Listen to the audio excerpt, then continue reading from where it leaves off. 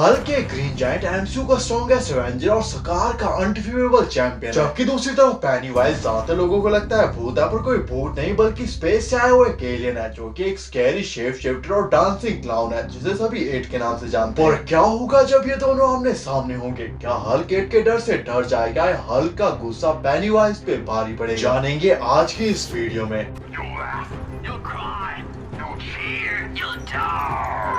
Introducing Pennywise, the dancing clown!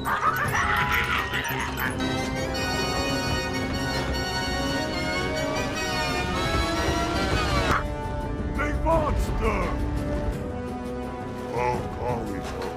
तो एक cosmic ancient being यानी एलियन है जो कि लाखों साल पहले माइक्रोस नाम के रियल्म से अर्थ पर आया था, जो कि अर्थ पर हजारों लोगों को मार चुका है, पर इसका सामना कभी भी हल्क जैसे बीइंग से नहीं हुआ होगा। बात करें फिजिकल स्ट्रेंथ की तो ये बताने की किसी को कोई भी जरूरत नहीं है कि फिजिकली इन दोनों में से ज्यादा स्ट्रॉन्ग कौन है, क्योंकि हल्क की पावर्स लिमिटलेस और बॉटमलेस है और हल्क को जितना ज्यादा गुस्सा आता है उसकी पावर्स उतनी ज्यादा बढ़ जाती है, और जब तक हल्क गुस्से में है उसका सामना कोई नहीं कर सकता। जबकि दूसरी तरफ फेट की स्ट्रेंथ का एग्जैक्ट पता किसी को नहीं है कि वो कितनी है, पर उसके पास सुपर ह्यूमन स्ट्रेंथ और स्पीड है। बात करें ड्यूरेबिलिटी की तो हल्क एक्सट्रीमली ड्यूरेबल है, जो कि पावरफुल से पावरफुल अटैक को इजीली सर्वाइव कर सकता है जैसे वो कुछ भी नहीं। जबकि दूसरी तरफ पेनीवाइज इमॉर्टल है और उसको मार पाना ऑलमोस्ट इम्पॉसिबल है। डेडपूल की तरह एट का भी हीलिंग फैक्टर बहुत ही ज्यादा स्ट्रॉन्ग है, पर एट को शेप शिफ्टिंग करने के लिए बहुत ज्यादा एनर्जी की जरूरत पड़ती है, इसलिए जब भी वो शेप शिफ्ट करता है तो ये इसे बहुत ज्यादा कमजोर बना देती है। हल्क ज्यादातर अपने किसी भी प्रॉब्लम को सॉल्व करने के लिए अपने पंचेस और अपने गुस्से का यूज करता है, पर इसके अलावा भी हल्क के पास बहुत सारी एबिलिटीज जैसे कि वो सुपर में स्पीड से मूव कर सकता है, माइंड कंट्रोल को कुछ हद तक रेजिस्ट कर सकता है और स्पेस में विदाउट ऑक्सीजन के सांस भी ले सकता है। जबकि दूसरी तरफ फेट किसी भी शेप और साइज को कॉपी और मिमिक कर सकता है जिसे वो चाहे। साथ ही वो लोकी की तरह फिजिकल इल्यूजन्स भी क्रिएट कर सकता है और टेलीपैथी के जरिए लोगों का दिमाग पढ़कर उनके ग्रेटेस्ट फियर का पता लगाकर उस फियर का उनके अगेंस्ट भी यूज कर सकता है। हल्क की मेन पावर उसका गुस्सा है, जबकि पेनीवाइज की मेन पावर सामने वाले का फियर है, और उसका विक्टिम उससे जितना ज्यादा डरता है पेनीवाइज उतना ही ज्यादा स्ट्रॉन्ग बन जाता है। पर क्या हल्क उससे डरेगा? कमेंट करके जरूर बताना तुम्हें क्या लगता है। बात करें फाइटिंग एक्सपीरियंस की तो एट लाखों सालों से अर्थ पर है और वो हजारों लोगों को मार भी चुका है, पर उसके विक्टिम ज्यादातर छोटे बच्चे और रेगुलर लोग होते हैं जिनको डराना और मैनिपुलेट करना बहुत ही ज्यादा आसान होता है। जबकि दूसरी तरफ हल्क हर टाइप के बीइंग से फाइट कर चुका है और ऑलमोस्ट हर बार जीता भी है। बात करें वीकनेसेस की तो हल्क का रेज और गुस्सा उसे लिमिटलेस पावर्स देता है, पर ये उसकी सबसे बड़ी कमजोरी भी है, क्योंकि हल्क गुस्से में पूरी तरह से आउट ऑफ कंट्रोल हो जाता है और उसे खुद ही पता नहीं होता कि वो क्या कर रहा है, इसलिए किसी के लिए भी उसे ट्रैप करना बहुत ही ज्यादा आसान हो जाता है। और अगर उसके ओपोनेंट स्ट्रॉन्ग और इंटेलिजेंट इनफ है तो वो उसे मैनिपुलेट भी कर सकते हैं, क्योंकि